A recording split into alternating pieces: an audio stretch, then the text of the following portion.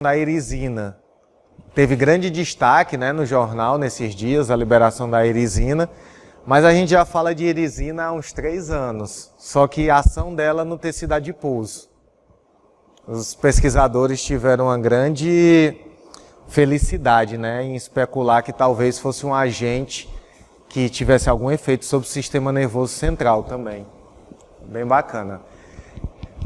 Ok, o músculo, como toda célula, ele pode sofrer 2 processos, né, que é o processo de hipertrofia e o processo de hiperplasia. O processo de hipertrofia ele se caracteriza pela adição de miofibrilas, que é o que está representando essa imagem. Reparem que aqui eu tenho eu tenho essa estrutura interna representando as miofibrilas, aqui eu tenho essa estrutura de forma diferenciada com acréscimo de miofibrilas. O músculo pode crescer, né, mas isso acontece em certas fases da nossa vida, durante um período de maturação, geralmente na adolescência, e o músculo também pode sofrer hiperplasia, mas geralmente isso acontece também em períodos restritos da nossa vida. Dificilmente você vai continuar hiperplasiando, mesmo com a adição de alguns sinalizadores externos exógenos, né? Até um tempo atrás especulava-se que talvez o uso crônico ou agudo de GH exógeno pudesse causar hiperplasia, mas não tem, até onde eu sei, nenhum estudo que comprove isso. Se eu estiver enganado, alguém pode falar. Estudo comprovando eu nunca vi. Mas existe o processo hiperplásico, mas o músculo esquelético, a exemplo da maioria das células, ele prefere esse processo, por vários motivos, né? Ele prefere esse processo. É um processo mais barato do que esse, para o corpo. E desde ontem a gente está sempre falando, o corpo sempre opta pelo que é mais barato para ele, o que é menos caro para ele. Então esse processo aqui é mais barato, esse aqui é mais caro.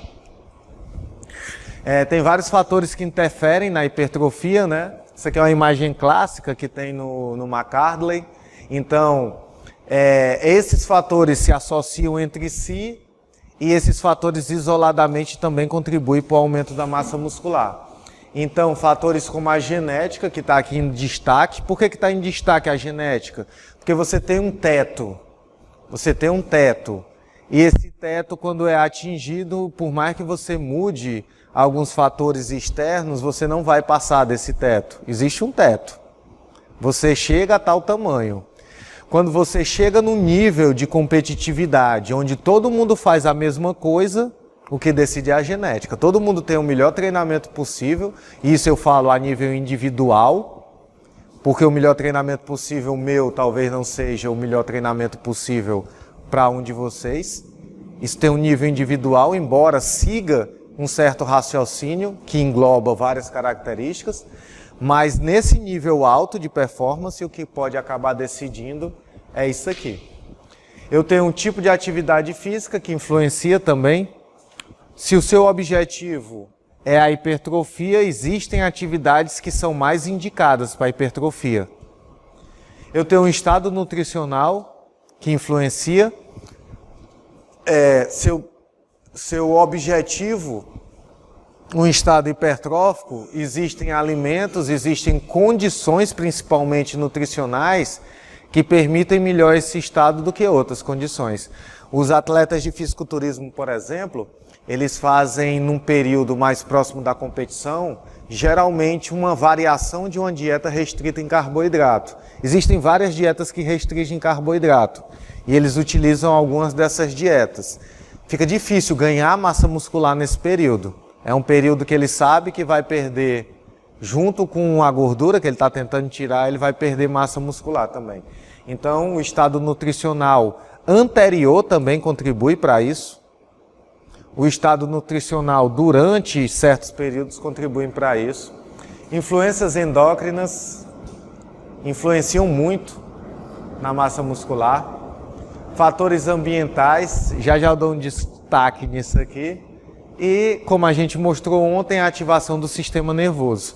A gente mostrou ontem que o simples fato de você pensar numa musculatura, eu tenho uma despolarização maior. Isso quer dizer hipertrofia? Não. Mas a gente mostrou outro estudo em que o vasto lateral, estava ligado, Alexandre. O vasto lateral teve um efeito maior quando você se concentrava no agente e não na tarefa sendo feita. Então, existe sim um componente da ativação do sistema nervoso que contribui para o ganho de massa muscular. E eu tenho fatores ambientais. Isso aqui é bem interessante porque eu acredito que o autor do livro ele botou num contexto do fator ambiental trazer mudanças fenótipas para isso aqui, que realmente acontece. Mas eu vou trazer em outro contexto também. Dependendo do grupo que você convive, do ambiente que você frequenta, você pode ficar mais motivado a ter um certo tipo de resultado ou não. Tem gente que nunca pensa em ser um atleta, a menos que treine junto com atletas. O fato de você estar treinando, vivendo aquilo ali, contribui também para você direcionar seu treinamento no sentido de ter um aumento da massa muscular. Nada contra quem frequenta a academia com outros objetivos, porque faz parte também. O que eu estou querendo dizer é que o fato de você treinar numa Smart Fit ou numa Podium pode lhe motivar a ter um tipo de raciocínio diferente no sentido da direção do seu treinamento. A gente mostrou o aprendizado motor, a gente mostrou o Joyce Griff fazendo aquele exercício e estudos clássicos trouxeram a relação entre aprendizado motor e hipertrofia. Quando você pega uma pessoa que está aprendendo o movimento, geralmente nas primeiras semanas de treinamento, ela não tem quase nada de resposta hipertrófica e muita resposta de aprendizado neural.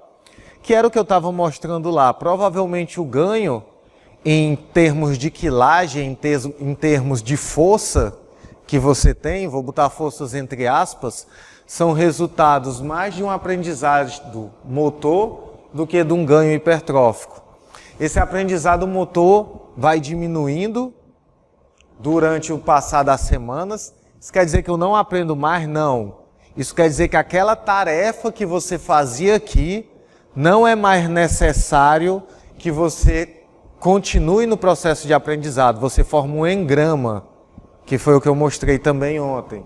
Você não tem mais custos para fazer aquela tarefa é facilitada. Como? Economia e antecipação do movimento. Como eu estou mostrando aqui essa interação, ó, eu mostrei para vocês os fatores da frequência cardíaca durante diferentes níveis de corrida. Aquilo vale também quando o cara vai treinar uma musculatura X ou Y, o exercício que ele vai fazer. Ele tem uma antecipação naquele sentido. As áreas ficam mais vascularizadas, já tem uma adaptação. Então eu deixo de ter esse aprendizado neural porque eu já sei, eu já aprendi e passo a ter maiores ganhos hipertróficos. O processo hipertrófico ele é um processo mais lento também. E por isso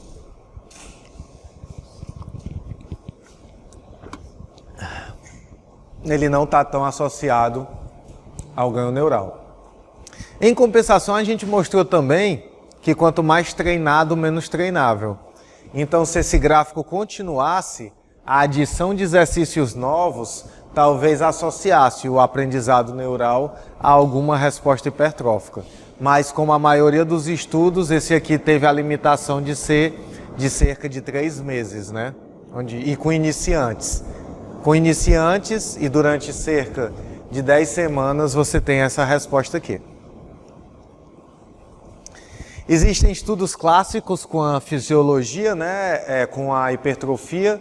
Esse estudo de Goldberg, ele mostrou a hipertrofia em ratos, o aumento do tecido muscular em ratos, e ele usou para averiguar essa hipertrofia, foi bem bacana, a área de corte transverso, né, por histologia mesmo. Ele mostrava que as células do grupo controle eram menor e tinham um espaço entre essas células, né, provavelmente de tecido adiposo, menor no grupo de hipertrofia. Agora um achado interessante que vai já, sobre o qual eu vou já comentar, é se vocês olharem centrozinhos escuros. Esses aqui são os mionúcleos, né, da célula. E olha como o rato hipertrofiado tem bem mais.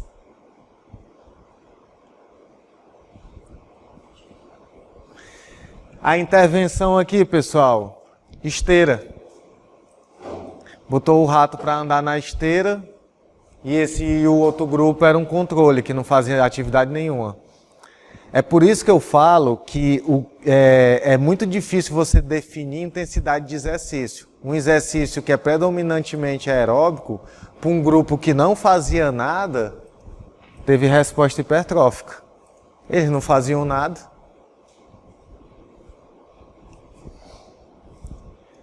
O que é hipertrofia, pessoal? Durante muitos anos a gente escutou em academia esses dois termos, né?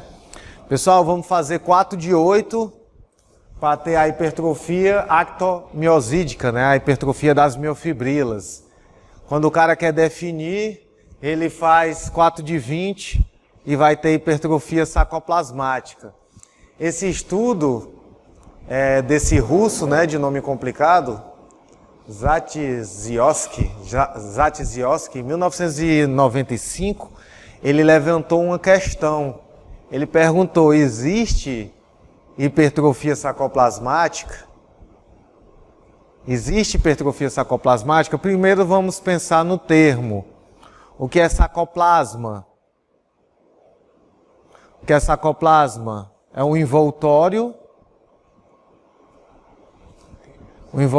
do tecido muscular. O que é mioplasma? É o interior do tecido muscular. O que seria uma hipertrofia sarcoplasmática? Seria o aumento de tudo que está dentro do sarcômero, com exceção das miofibrilas. Mas o que é que tem dentro do sarcômero, fora as miofibrilas? As miofibrilas ocupam cerca de 90% do sarcômero. Só são algumas questões que eu estou levantando. Já já a gente vê mais ou menos a resposta aqui. O sarcômero tem retículo sarcoplasmático, que a gente viu. O sarcômero tem mionúcleos. O sarcômero tem mitocôndrias. Será que o aumento da quantidade de mitocôndrias influencia no tamanho do sarcômero? Mitocôndria é uma organela microscópica. Será que eu aumentar o tamanho da minha mitocôndria, aumentar a quantidade de mitocôndria, vai deixar meu músculo maior? Ele levantou essas questões. Existe hipertrofia sarcoplasmática? Isso aqui eu tirei do Instagram, pessoal. Mas olha que bacana. Isso aqui é de um colega que é pesquisador, faz PhD lá em... Onde é, hein, Guilherme? Acho que é nos Estados Unidos. Agora, exatamente a região eu não me lembro. Ele conversa frequentemente comigo, conversa frequentemente com o Guilherme. Já já eu mostro ele aqui, ele é bem antissocial nas redes sociais, né? Eu vou mostrar ele aqui. Aí ele colocou essa imagem que eu achei bem interessante e perguntou também: existe hipertrofia sarcoplasmática? Aí ele mostrou o aspecto do músculo normal e ele mostrou o aspecto do músculo irrigado. Um músculo após um pump, né? Um músculo após muitas repetições. Olha a diferença do tamanho da fibra aqui para o tamanho da fibra aqui, ó. Aqui dá para a gente visualizar uma fibrazinha, ó. Não tem diferença de tamanho. A questão é a vascularização. A questão é um processo edemático, né? A presença de fatores inflamatórios. A presença de fatores inflamatórios retém um pouco de líquido naquele espaço. Aí ele levantou o ponto ainda. Não existe prova científica nenhuma de que existe hipertrofia sarcoplasmática. E esse estudo já perguntava isso em 1995 e trazia essas considerações.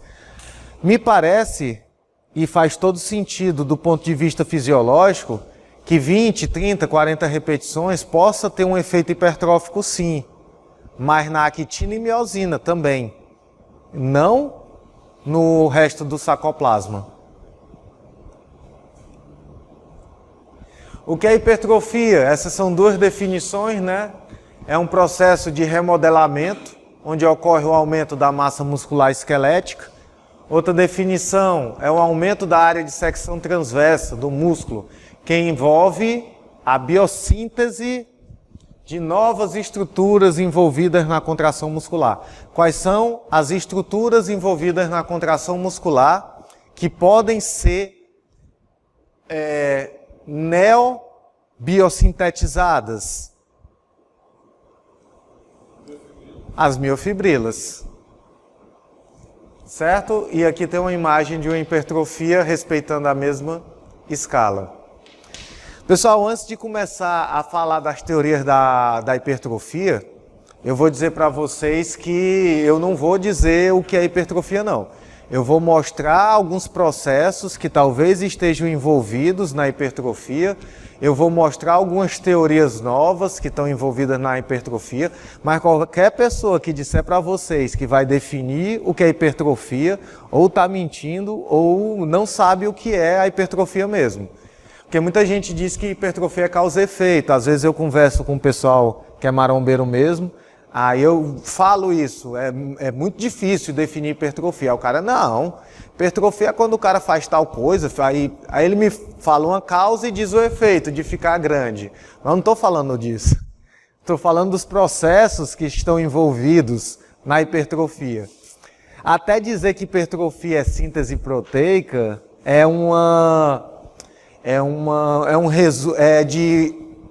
de uma simplificação excessiva. Porque existem processos de atrofia onde a síntese proteica está lá em cima. Então dizer que é uma coisa ou outra é ser resumido. Então vou apresentar vários processos que talvez façam parte dentro de um contexto geral da hipertrofia. Mas definir o que é hipertrofia hoje não tem um esquema dizendo ainda exatamente o que é, não. Como eu falei para vocês, o volume muscular ele é ocupado por três estruturas que competem entre si, né? A gente tem as organelas, como retículo sarcoplasmático, mitocôndrias, e a gente tem as miofibrilas, que elas ocupam, como eu disse para vocês, cerca de 90% do volume total do músculo esquelético. Esse domínio entre as estruturas que compõem o músculo esquelético, eu tenho os mionúcleos que eu mostrei para vocês naquela imagem que aumentava a quantidade de mionúcleos. E uma coisa que é observada desde cedo é que esse domínio ele é rigidamente controlado. À medida que a minha fibra, o meu músculo aumenta de tamanho, eu tenho um aumento proporcional da quantidade de mionúcleos. Então isso sempre instigou a curiosidade dos pesquisadores. Vocês viram aquele estudo clássico que eu mostrei onde já tinha adição de mionúcleos. Então existia a curiosidade, da onde é que vem esses mionúcleos? Eles são sintetizados também pelos outros núcleos que tem na célula? Eles são adicionados por alguma outra estrutura externa? Então tinha essa dúvida. E outra observação que tinha é que o músculo não era capaz de aumentar a quantidade de sarcoplasma, hipertrofia sarcoplasmática, sem que eu tivesse mais miofibrila. Para ter mais sarcoplasma, eu tenho que ter mais miofibrila. Então, entenda o que eu disse. Eu não disse que treinamentos volumosos não hipertrofiam. Eu até acredito que hipertrofia até mais do que treinamentos muito intensos. Mas o que eu estou dizendo é que hipertrofia sarcoplasmática também seria a adição de mais miofibrilas.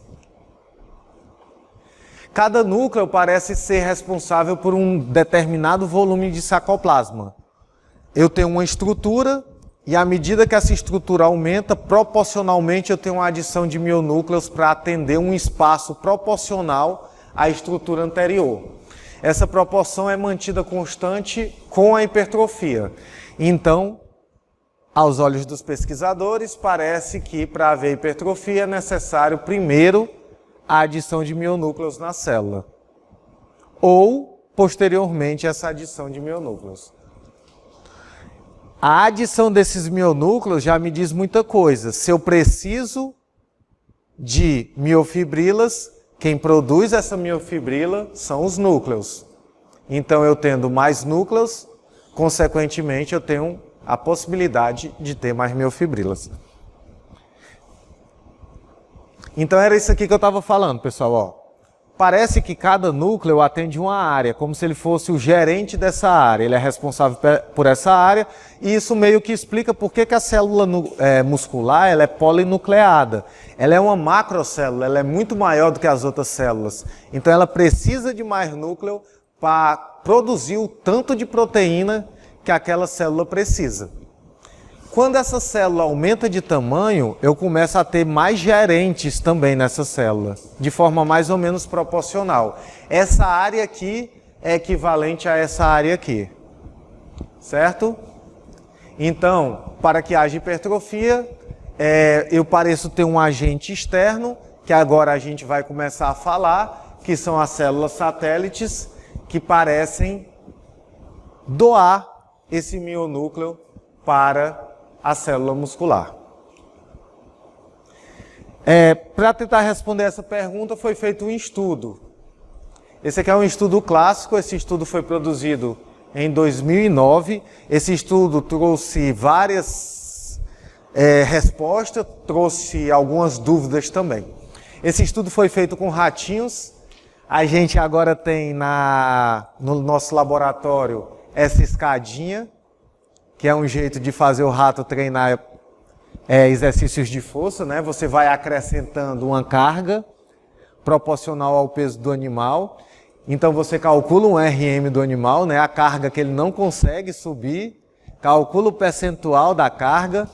Nossos animais, nossos não, porque é o experimento de outro mestrando lá. O experimento dele o animal já está com 75% do peso que está levantando, do próprio peso corporal ele consegue levantar. Um dos nossos ICs, né, um dos nossos iniciação científica, ele estava aqui ontem, que é o Nizam. O Nizam está ajudando nesse trabalho e alguns dos dados do Nizam a gente vai tentar produzir. Eu estava até sondando com a Clerton se ele tinha contato com alguns laboratórios da UFC ontem, eu estava te perguntando isso para ver se a gente tem acesso a um laboratório de histologia, porque eu quero ver algumas mudanças histológicas no animal que faz esse treinamento. Esse foi o treinamento utilizado por esse estudo e eles fizeram um negócio bem bacana. No lugar de adicionar carga, eles fizeram ablação cirúrgica. Para eu fechar minha mão e para o ratinho fechar a pata dele, ele usa os extensores do punho e os extensores do dedo, certo? Ele retirou um desses músculos. Isso é ablação cirúrgica. Para quê? Para que o músculo que ficasse sozinho fosse sobrecarregado. Eu tiro um músculo que auxilia na tarefa e o outro, consequentemente, fica sobrecarregado. Então, eu vou descrever esse trabalho e vocês vão pensar, coitado, miserável dos ratos, né? Mas a ciência é assim mesmo. Tiraram esses músculos dos ratos e fizeram os ratos fazerem um treinamento, para ver o que é que acontecia com esses ratos. Aí essa imagem aqui, pessoal, vocês estão vendo um tracejado aqui e aqui dentro umas bolinhas, não estão? Isso aqui é o animal antes do treinamento, no primeiro dia, né?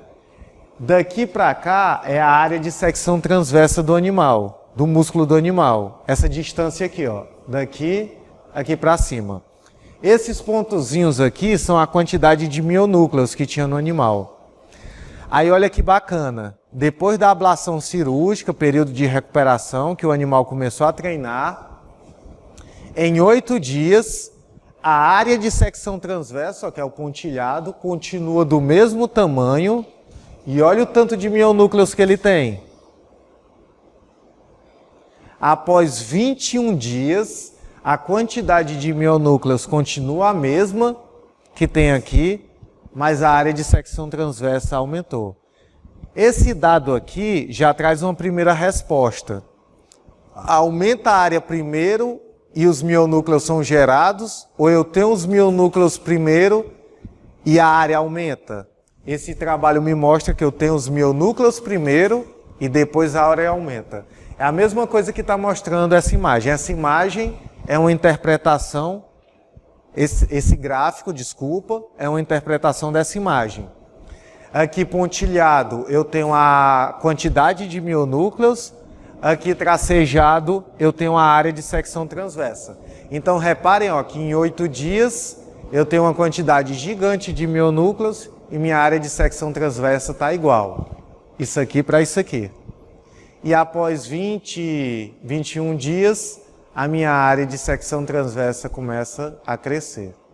Então eu tenho primeiro a adição de mionúcleos e depois o crescimento da área de secção transversa.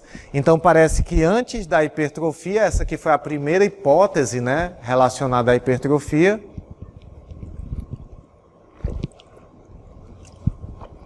Antes da hipertrofia, eu tenho um aumento da quantidade de mionúcleos. Aí eles perguntaram, beleza, e se meu músculo atrofiar, será que esses mionúcleos vão se embora? Aí eles pegaram os ratinhos, fizeram o experimento e depois desnervaram os ratinhos. Tiraram os nervos do músculo para as patinhas ficarem paralisadas. Certo? Então, ó, esses ratos sofrem, né? Então eu tenho aqui, antes do treinamento, né? Quantidade pequena de mionúcleo, área de secção transversa pequena. Aqui eu tenho 14 dias de treinamento, ó. Quantidade de mionúcleos bem aumentada, área de secção transversa bem aumentada. Tirei os nervos do rato. Aqui eu tenho 14 dias de treinamento e 7 dias de desnervação, né? O rato foi desnervado. Quantidade de mionúcleos igual e a área começa a diminuir, ó. Aí aqui eu tenho 14 dias depois do treinamento e 14 dias desnervados. Olha a quantidade de mionúcleos que tem. Um músculo atrofiado, ó, reparem que a área de secção transversa está até menor do que essa aqui, do início, mas olha a quantidade de mionúcleos. Sabe o que isso aqui quer dizer, pessoal? Que a informação está aqui dentro. Eu continuo tendo o material para produzir mais proteínas aqui dentro. Ontem o Aclerton foi bem feliz quando eu estava falando da aula de controle motor sobre a memória muscular, que é o aprendizado. Só que existe uma memória muscular a nível local também. Eu tenho informações a nível local que facilitam, quando eu receber novamente o estímulo, que esse músculo cresça mais rápido. Todo mundo conhece, ou você mesmo, quando para de praticar uma atividade e você volta. O aprendizado que o Aclerton falou ontem é você não ter que aprender a fazer aquele movimento de novo. É você já não ter mais aquela tremedeira no supino.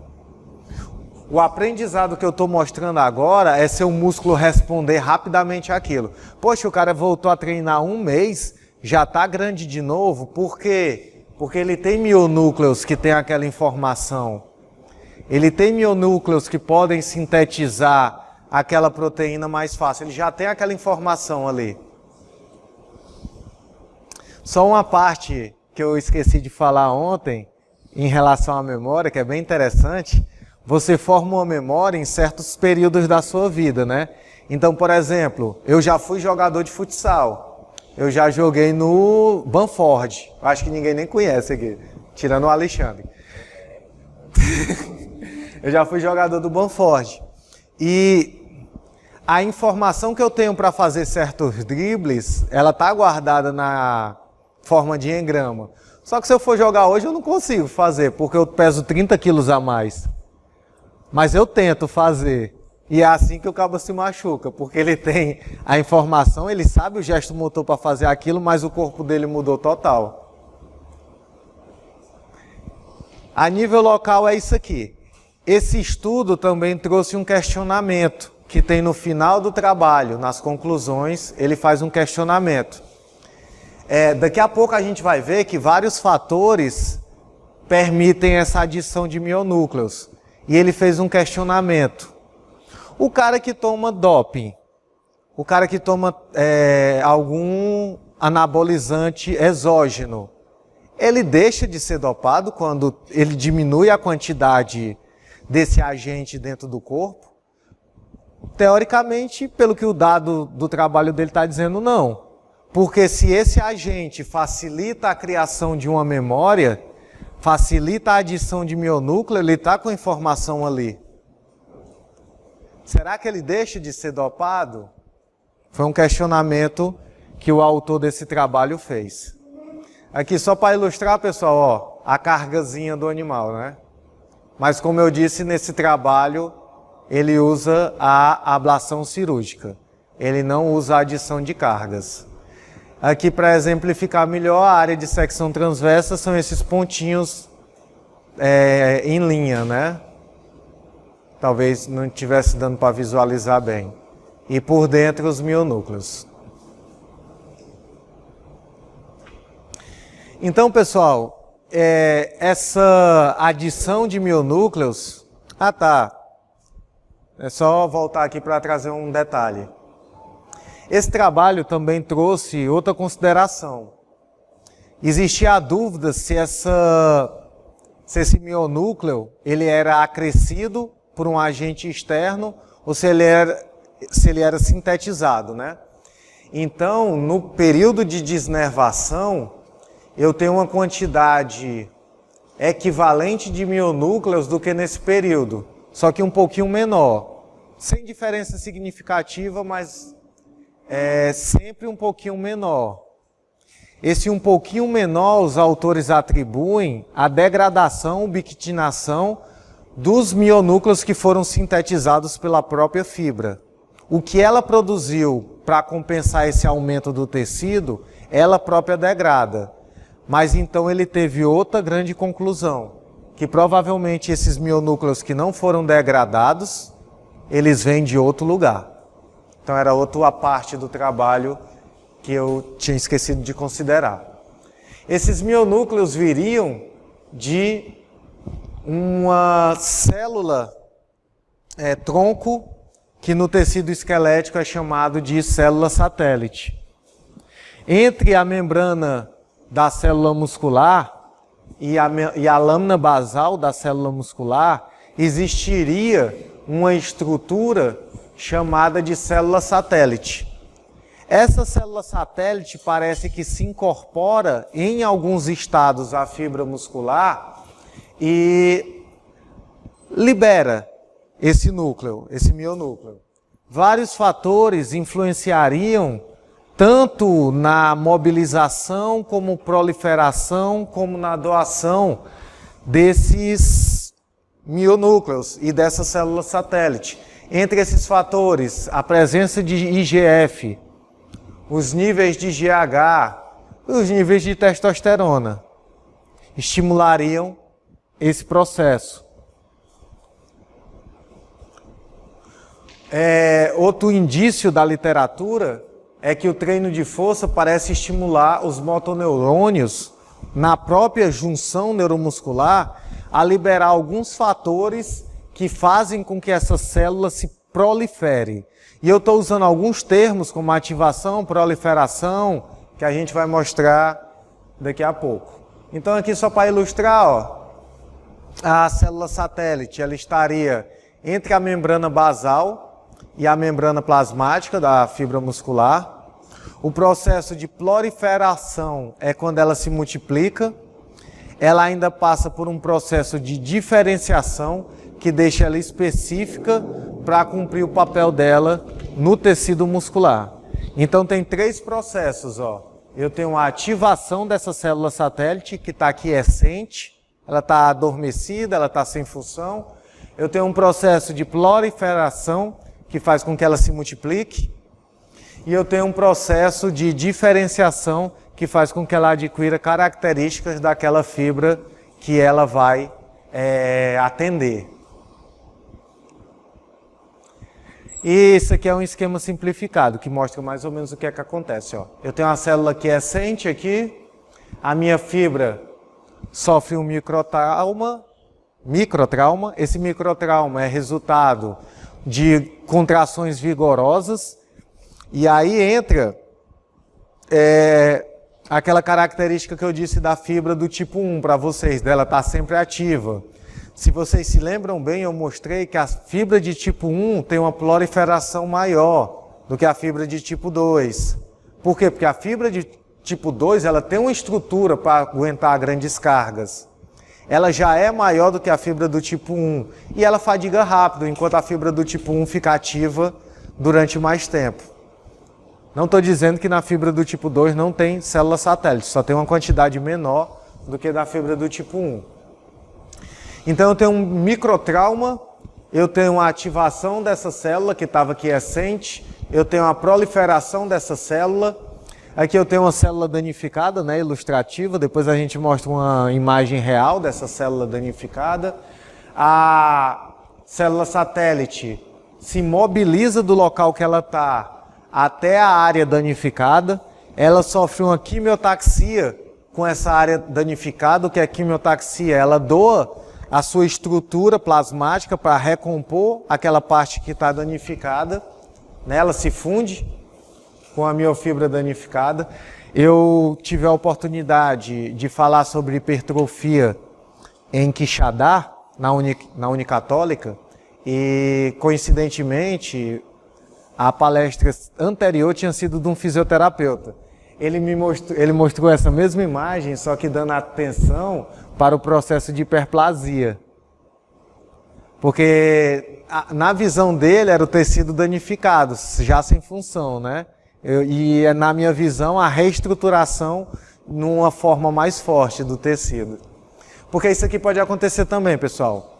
Se a fibra estiver totalmente danificada, como num processo de queimadura, e dependendo de vários fatores, lógico, né? A miofibrila, a célula satélite, ela pode se fundir com várias outras células satélites e formar uma nova fibra muscular. Aí esse processo seria uma hiperplasia por uma adição de uma fibra que não existia. Mas em termos quantitativos continuaria a mesma coisa porque está substituindo outra, né? Não é aquele processo hiperplásico habitual. Enfim, vamos para o que interessa a gente, né? Ela sofre essa quimiotaxia, se funde com a fibra danificada, doa seu tecido, né? Reconstitui. E um colega meu disse que é um dos gestos de amor maiores da natureza, doa o seu núcleo para a fibra danificada. Como se a natureza dissesse assim: essa fibra está sofrendo uma constante agressão, eu vou ressintetizar essa fibra e vou propiciar um recurso para ela aumentar de tamanho e executar aquela tarefa que está machucando-a. É o que parece, né? Aqui é uma imagem real, né, em coloração da célula satélite. Quer falar alguma coisa? Não. Em condições fisiológicas, essas células ficam quiescentes e não proliferam. Em respostas a estímulos, como o estímulo de microtrauma, mas não só o estímulo de microtrauma, elas se tornam ativas, elas proliferam e expressam marcadores de miogênese.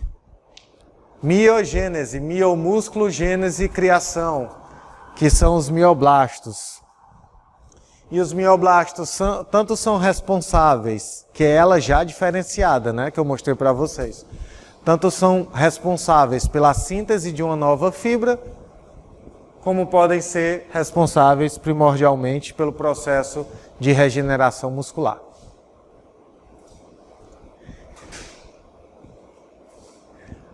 O dano muscular, que ocorre em contrações, aqui o autor disse principalmente excêntricas, mas ocorre em contrações concêntricas também, mas é principalmente excêntricas, né?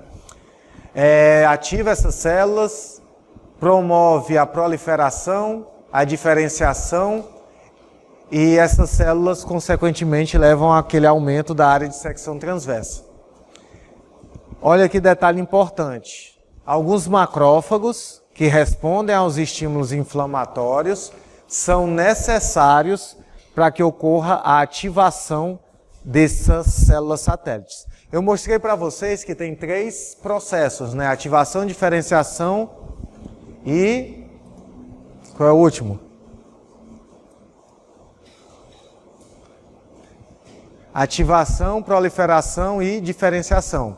Em cada um desses processos tem fatores que estimulam essas etapas. Isso aqui só para mostrar, pessoal, um músculo, né, que sofreu um processo de lesão, microlesões.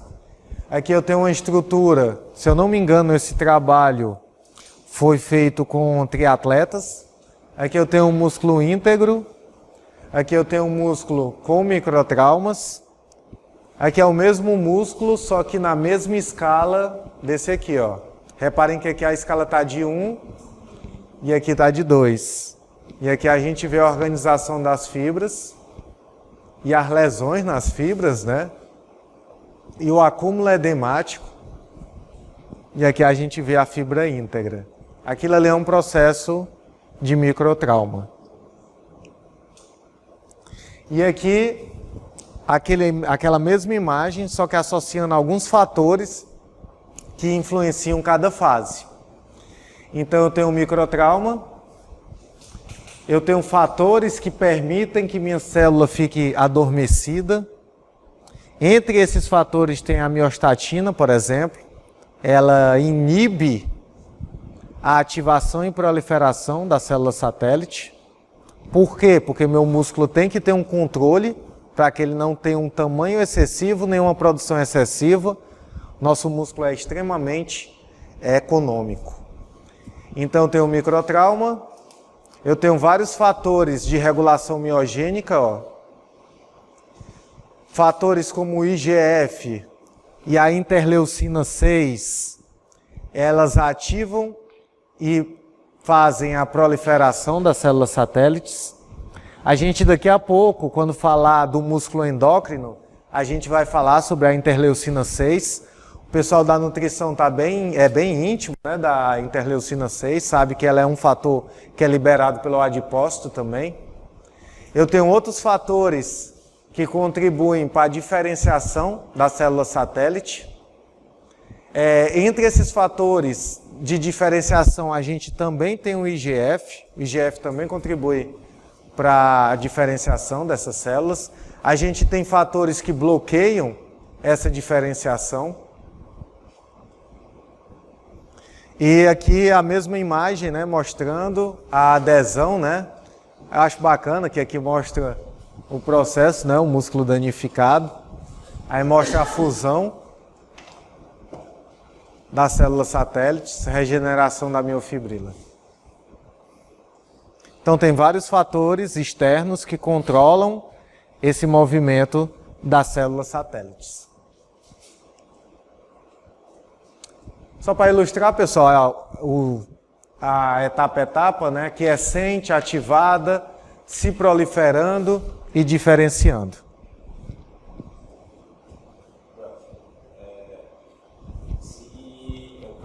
Se eu provoco bastante lesão e não tem um processo, porque assim, se você coloca esse lado assim, por exemplo, se eu causo muito B, mas eu não consigo fazer a fusão, isso eu vou causando mais dano e... Pode acontecer, a exemplo de vários fatores fisiológicos, pode acontecer de a via ser iniciada, mas não ser terminada. Eu posso ter fatores que inibam esse processo em maior percentual do que os fatores que estão estimulando. Eu posso ter o início desse processo e não ter a adesão, por vários fatores externos. Um exemplo que tu usou da microlesão. Eu posso ter a adesão da célula satélite, eu posso ter a doação do mionúcleo e eu posso ter lesionado tanto o meu músculo que tem sinalizações de membrana que promovem a atrofia e não a hipertrofia. Então tem sempre essa balança, essa queda de braço, digamos assim, entre vários fatores externos. Quando a gente vê só o processo bonitinho, a gente imagina etapa a etapa acontecendo, mas essas etapas sempre são mediadas por diversos fatores. Então, se eu causar muito trauma, eu posso causar atrofia em vez de... Isso. Eu vou mostrar um estudo aqui, onde os níveis de algumas sinalizações internas estão aumentados, mas eu ainda tenho atrofia muscular. Mas pode sim, pode acontecer sim. Várias pesquisas antigas atribuem alguns tempos de recuperação já pensando nisso aí, no nível de lesão que aquela estrutura vai ter. Eu pensei mais assim, vamos dizer, treinei, mas eu não tenho O IGF-1. eu não estou dormindo direito, eu vou ficar com muita lesão. Perfeito. Eu vou dar outra associação mais direta ainda do que não estar dormindo direito. Não sei se o Clérton falou para vocês, mas tem algumas teorias hoje, quem libera o IGF é o GH, né? Ele libera nas células hepáticas, principalmente, né? O IGF-1. Existem teorias hoje que o GH ele aumenta durante o exercício, não pelo exercício em si, mas pelo calor que o corpo está produzindo no exercício. Então, quanto mais calor você produz, quanto mais calor você produz, você liberaria mais GH. Aí, imagina a seguinte situação hipotética. O cara treinou do jeito que ele costuma treinar, mas por algum motivo, como um motivo externo, tá gelado demais, não sei, ele não produziu tanto calor, o calor que ele produziu foi para manter a temperatura do corpo. Tem esses fatores também, tá entendendo? Aí eu não tive uma liberação proporcional de IGF. O IGF está presente em dois processos aqui. Meu tempo de recuperação talvez tenha que ser um pouco maior para permitir que isso aconteça. Ou treinei no quente demais, né? E o meu corpo não produziu calor porque a temperatura ambiente já estava muito quente. Mas tem vários fatores que interferem. Aí eu já trouxe um fator dentro do treino, né? Não precisou nem o cara não dormir corretamente. Mas a relação de sono e hipertrofia é diretamente proporcional, viu?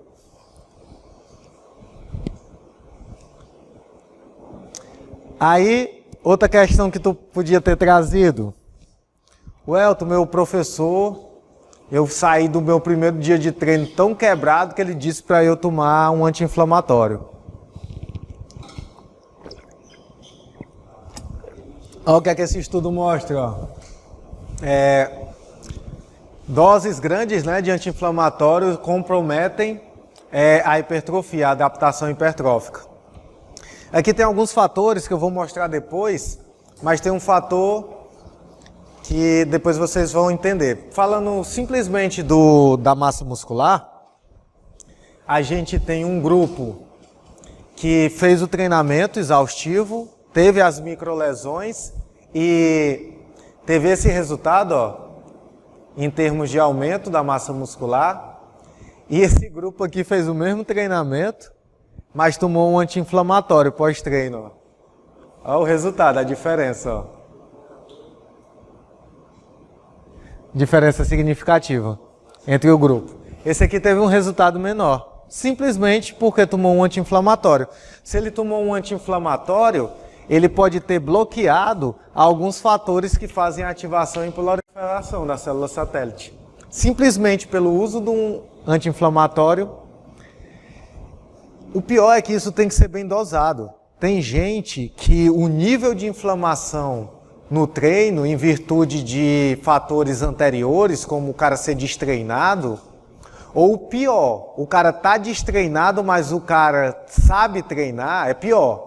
Porque o cara volta sabendo o movimento, mas ele não tem as adaptações, ele tem até força, mas ele não tem as adaptações estruturais que ele tinha antes. O nível de lesão é lá em cima. O cara fica com febre. Eu não sei se já aconteceu com alguém aqui, mas tem gente que tem febre depois de um treinamento muito intenso. E essa febre é resultado de adaptação a processos inflamatórios. Aí tem cara que toma anti-inflamatório. Esse estudo ele é bem bacana, que ele pegou vários mediadores do processo de hipertrofia, alguns mediadores que a gente vai falar daqui a pouco. Um desses mediadores é o mTOR, a produção de RNA, né, relacionada a mTOR. Reparem que o grupo que tomou o anti-inflamatório, ele até tem a sinalização maior de mTOR. Sem diferença significativa, né? Mas tem a sinalização maior.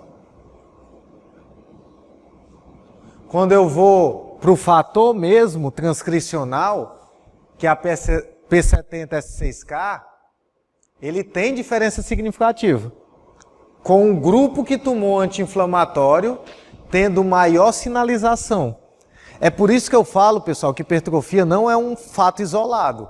Esse grupo que teve o resultado menor em termos de ganho tecidual, teve uma sinalização relacionada à hipertrofia maior do que o outro grupo, mas não cresceu.